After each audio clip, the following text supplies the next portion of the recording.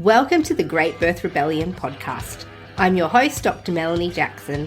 I'm a clinical and research midwife with my PhD, and each episode I cast a critical eye over current maternity care practice by grappling with research and historical knowledge to help you get the best out of your pregnancy, birth, and postpartum journey. To get access to all the research that I use to create every single podcast episode, you can join the mailing list at melaniethemidwife.com. Hello, rebels, and welcome to today's episode of the Great Birth Rebellion. Today I'm talking about free birth, and will directly draw from the work that I did for my PhD thesis. So for those of you who don't know, in 2014, 10 years ago, I received my doctorate degree, my PhD, so Dr. Melanie Jackson, Doctor of Midwifery, it's a fancy title. And my thesis was called Birthing Outside the System, Wanting the Best and Safest.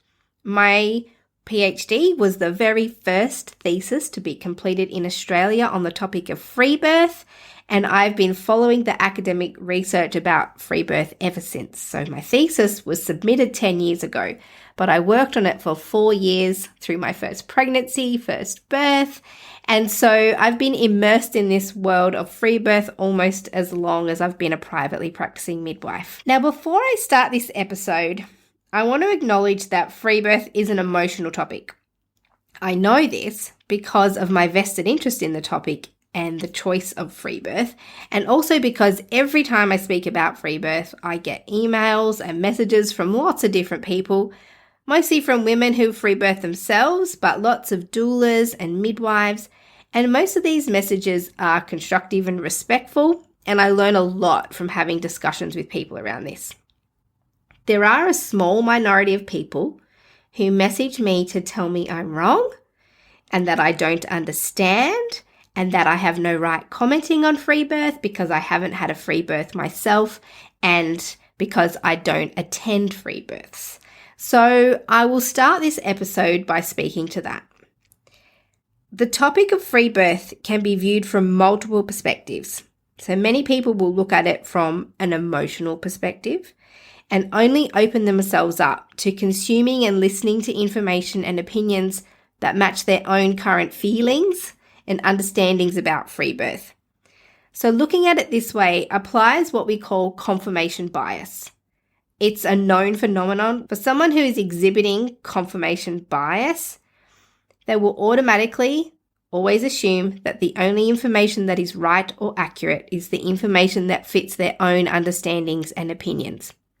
Everything else on the topic is considered wrong, and they will dismiss it or close themselves off to anything else because they assume that they're right and that they can't learn anything more because they have all the information they need.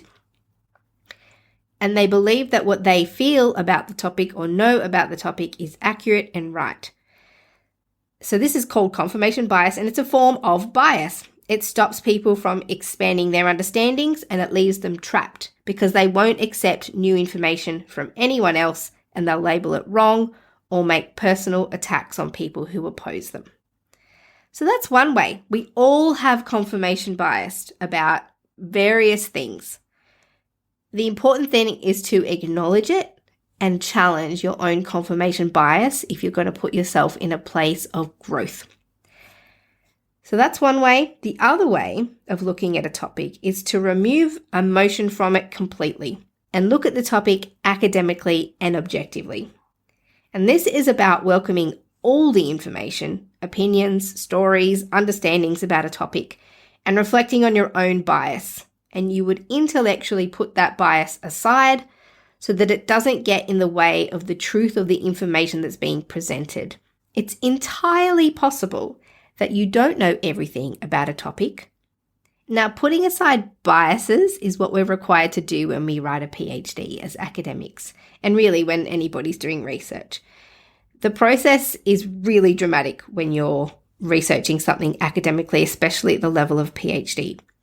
When I was researching this topic, I was challenged every week by my supervisors and throughout the research process to actively consider my own feelings and opinions about the topic and put it aside so it didn't cloud my research findings and methods. So acknowledging and regulating bias is a major part of the academic research process, and bias has no place in my research process because of how rigorous the process was. So when you're listening to this podcast episode, if you have an emotional response to what I'm saying and decide that I'm somehow wrong in my findings, before messaging me to call me names and tell me I'm wrong, I want you to first consider your own personal biases. Do you think I'm wrong because I'm not thinking the way that you're thinking, and I've just challenged your confirmation bias? I stand by the information I offer here today because these findings are not my personal opinion. They do not come from my mind.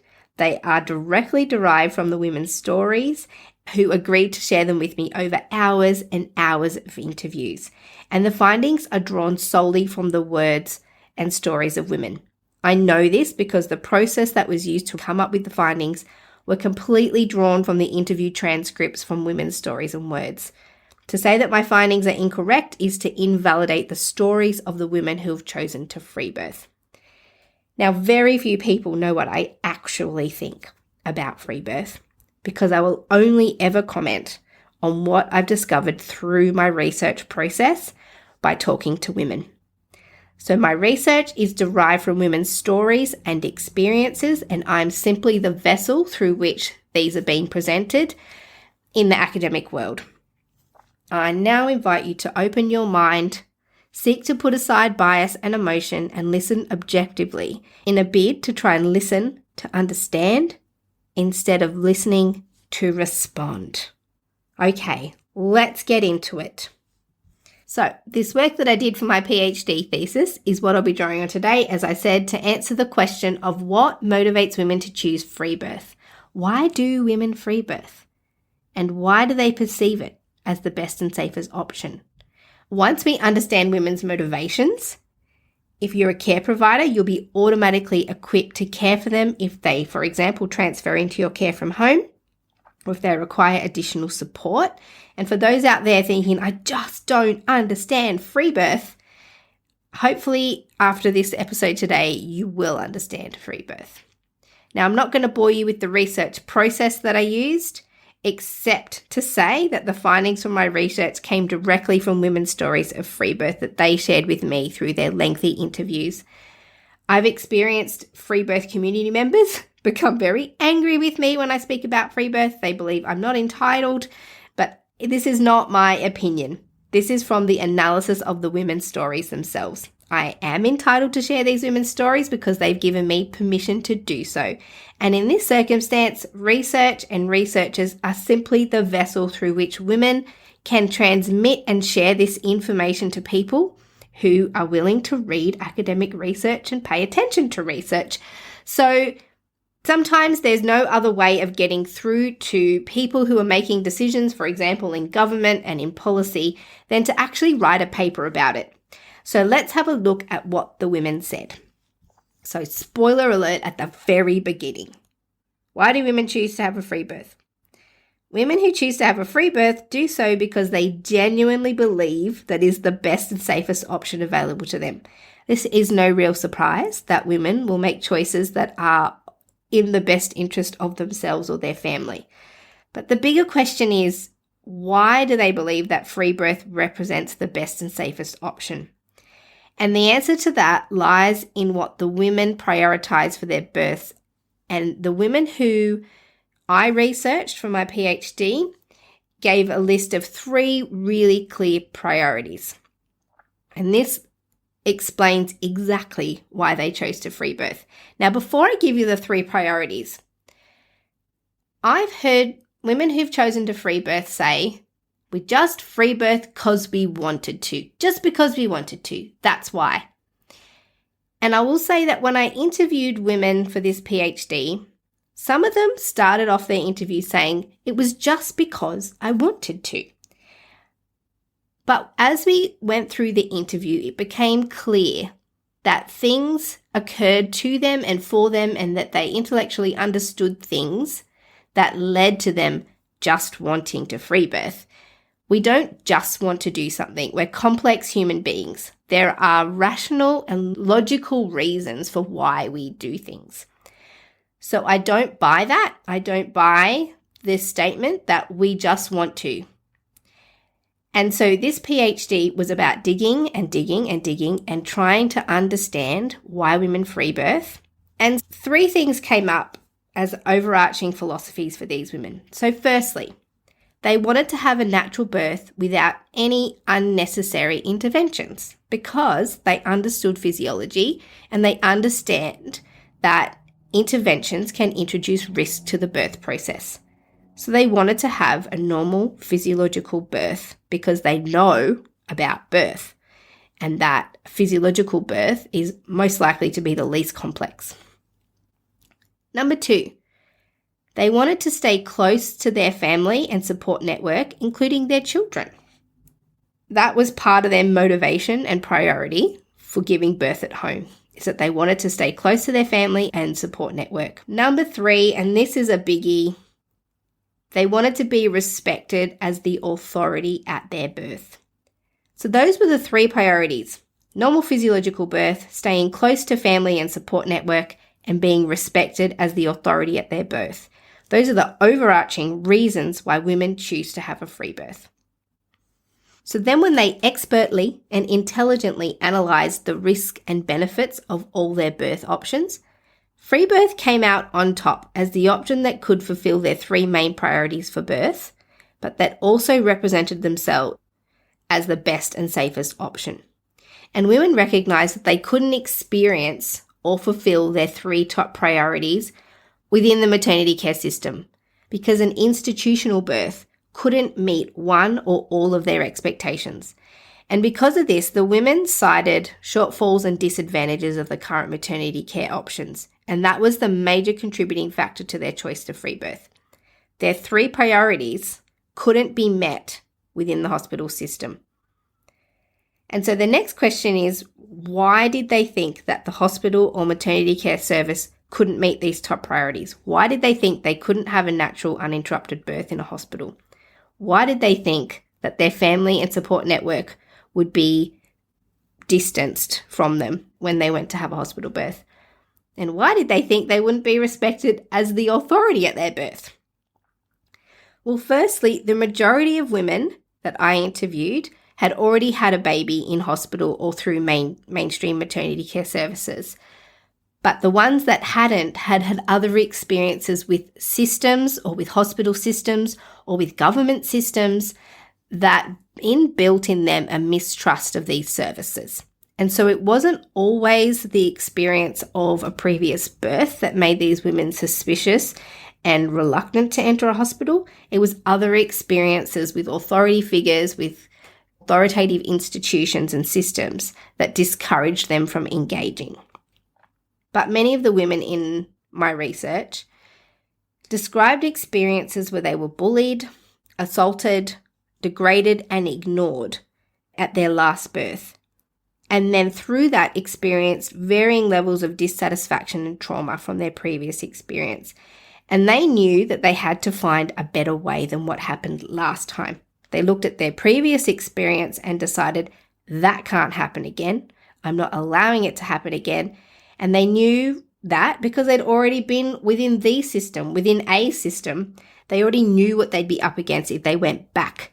And they weren't willing to put themselves at risk of that again because many of them were still recovering from the trauma they experienced last time.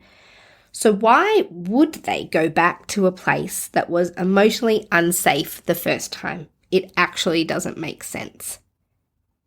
So what these women were able to do was look past the social messaging about the apparent safety of hospital birth and recognize that every single birth option in hospital or not had its own level of risk and safety. In any scenario, whether they gave birth at home or in hospital, there were elements of that birth that kept them safer, and there were elements that introduced new levels of risk.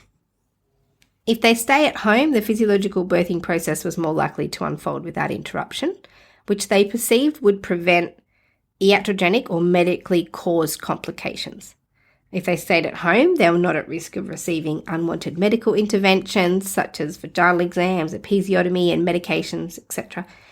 They knew they wouldn't have to fight with their care providers for the right to make autonomous birth decisions, and they weren't restricted to outdated hospital policies. They could choose what they wanted to have and who they wanted to have with them. And those were just some of the things that they weighed up when they were making decisions about where to give birth. So these women knew, and they spoke about the inherent risks of giving birth. Because I know many of you thinking, but don't they know that they could bleed, and don't they know that there could be a complication, or that their baby might need help, and that they can't possibly have all the information they possibly need to manage every single potential complication? They know that. Before they free birth, they know that birth doesn't work all the time. And anybody who tells you that birth works all the time and that birth is only complicated because there's been an interruption or because you're frightened or something like that, that's not true. That is their confirmation bias. Birth doesn't always work, and women who free birth know that. But what they also know is that there are inherent and significant risks to entering a hospital system, and they're more willing to accept the risks of an uninterrupted birth at home without assistance than they are to accept the risks of having a supervised birth in hospital. So they look at their options within the system, and they saw some real deal breakers and couldn't convince themselves that under the circumstances they would receive the best and safest care in a hospital compared to what they would get at home. Remembering that their priorities, 3 priorities, non-negotiables. They wanted a natural birth without any unnecessary interventions. They wanted to stay close to their family and support network, including their children, and they wanted to be respected as the authority at their birth. And these women were very articulate in explaining all of the issues that they perceived they would encounter in hospital. And these things that they explained were enough to put them off going to hospital and to convince them that free birth was a way better and way safer option. So what did they say about the hospital? They said that the hospital doesn't have enough resources to cope with demand. They recognised that the hospital resources were finite and that they were at the mercy of understaffing, limited service capacity and funding, and the women did not want to be the recipient of care that comes out of an under-resourced service. I mean, yep, it's true. They don't have enough resources to cope with demand. Most maternity services are understaffed and they have restrictions due to finite resources. It's completely understandable. It's the reality of most systems. There are finite resources. But the women felt they didn't have the resources to cope with demand and that would impact on the care that they would receive. Next, the women said that the hospital is not like home. Hospitals don't have an environment that is comforting and warm and private. All the things that these clever women knew that they needed in order to make their birth environment most favourable. The hospital environment was not and is not like home. It doesn't facilitate the physiological needs of labour, and they knew that. Next, they described the hospital like a cattle yard. Everyone in, sent through the same gate, ushered along the assembly line for processing and out the other side. They didn't want to be treated as a number in the crowd and get lost in a system that doesn't see them as an individual, unique human. The factory-style birthing option that the hospital offered them was not appealing when they compared it to the soft benefits of their home with people that they loved and who loved them. They wanted humanized care, not birth by numbers. Now, these women did not fear birth, and they didn't see the need for medical management of birth if everything was normal and healthy. And what I want to say here too is most of the women that I interviewed said that they would have been absolutely willing to accept medical care in the circumstance of an actual emergency. What they didn't want was medical care in the absence of an actual emergency. So women who free birth aren't completely rejecting medical intervention. They're just rejecting unnecessary medical intervention into the normal physiological process of birth. They're not saying that they don't want medical care in the circumstance where there is an actual emergency.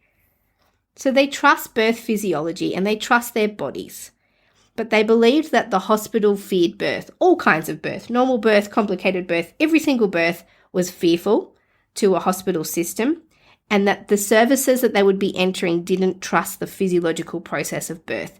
And so they would try and manipulate and control the woman's body to conform, and this violated their very first priority, which was that they wanted to avoid unnecessary interventions. So it made no sense to go to a place that has a reputation for giving lots of interventions in birth. Hospitals do offer interventions in almost every single birth, at least here in Australia. And most of these interventions are routine and not necessary for physiological birth. And so these women saw them as unnecessary. Why would they go to a location that gives unnecessary intervention when one of their major priorities is to have a birth without unnecessary intervention? It doesn't make sense to go to hospital if that is your mindset. So next, the women said that the hospital doesn't prioritize their emotional safety. And so the hospital was perceived as an emotionally dangerous location, and they were not willing to risk their emotional safety in exchange for the possible benefits that might arise out of giving birth in hospital. So when the medical system looks at safety, they're only looking at physical safety. They're not looking at emotional safety. It doesn't matter how many words are used, woman-centered care, whatever the words are that our maternity care system throws around to try and remind the system that they're supposed to be giving humanized care. At its core, it's focused on physical outcomes. It's not focused on emotional safety. And the women knew that. They had a priority for themselves to be kept safe across multiple planes of safety. And that includes emotional, social, cultural, psychological, and physical safety, not just physical safety. Now, finally, and potentially most importantly in the decision-making to free birth, women knew that if they went to hospital to give birth, there would be tension around their autonomy, remembering that one of their priorities was being respected as the authority at their birth. And they knew that staff would not be comfortable with the woman being the boss in the birth space. And these women specifically wanted to be respected as the authority in their birth. They wanted to be the boss of their birth space. Rightly so, in my opinion. That's the only thing that's in my opinion in this episode. Okay, so recap. 3 very sensible and appropriate aims for their births for women who are planning free birth. They want to have a natural birth without unnecessary interventions. They want to stay close to their family and support network, including their children. And they wanted to be respected as the authority of their birth. And through careful examination and with their capacity to think for themselves and reject authoritative medical social messaging about birth, they weighed up the risks and benefits of all their options, and free birth came up on top. And the reason for this is the inherent shortfalls in the system. The system fails to meet the unique needs of women. Some women are willing to accept the shortfalls of the system for the benefits that they perceive they will experience within the system. Women who free birth are not willing to accept the shortfalls of the current maternity care system. They have a mindset that favours social, low intervention birth, and holding themselves as the authority in their birth choices, they confidently chose the birth option that they perceived was the best and safest for them. Now that, in a teeny nutshell, is the cherry on top of my thesis findings. There are far more things that I could discuss in this episode, but I would be talking for hours and hours and hours because the thesis is 100,000 words long. If you want to read my PhD thesis, you can get full access to the entire thing if you're on the mailing list for this podcast, because people on the mailing list have access to the resource folder for this podcast. And in the resource folder, I'll also put the full text journal articles that I've written about my PhD. So if you don't want to read the whole thing, you can just read the little summary articles that were published in academic journals. But what I will say is that women who choose to free birth recognize that they need to find a better way to give birth. And through various avenues, using their own intellect and decision-making process, they came up as free birth as the best and safest option for them. The next thing I'll say is that free birth is a relatively new phenomenon. It's not historically what women would have chosen for birth. Historically, it was a social event with many women around.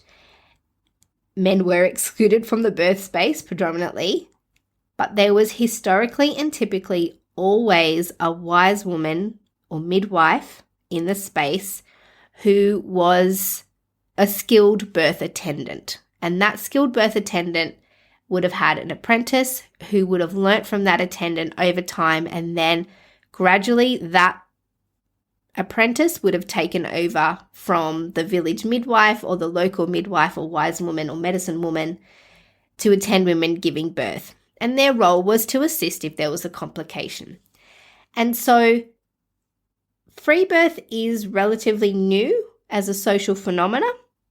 There are some small communities who developed practices where the women went out and gave birth on their own, but historically and predominantly, midwifery was a skill set bestowed upon selected members of communities, and the midwives were respected and revered, and part of the social fabric of communities.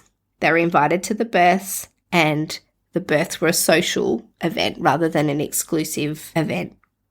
And so the theory is that free birth was actually born out of necessity, because women will always choose the best and safest option, and currently hospitals are not providing the best and safest option in many circumstances. And so free birth is an iatrogenic phenomenon, what we call a medically caused phenomenon or circumstance, where the current services are forcing women to consider and find a better way to birth, because the other ways of giving birth outside of hospital, with or without midwives, are presenting themselves with significantly more benefits than perceived risks when women compare it to the option of giving birth in hospital. So in my thesis, I propose that rising free birth rates are a result of poor maternity care services, not poor decision-making from women. That's all I've got to say about that today. And if you want to hear more about free birth, and particularly if you're a care provider and you're keen to engage with the topic of free birth and women who do free birth, and if you're curious to know how you can best care for women who are planning a free birth, particularly these women don't always have free births. They sometimes do need to come to our hospital services or our midwifery services in order to receive care if they've identified an issue. And so on the 23rd of July, I am speaking for All for Maternity in a free birth forum and seminar series all about engaging with free birth.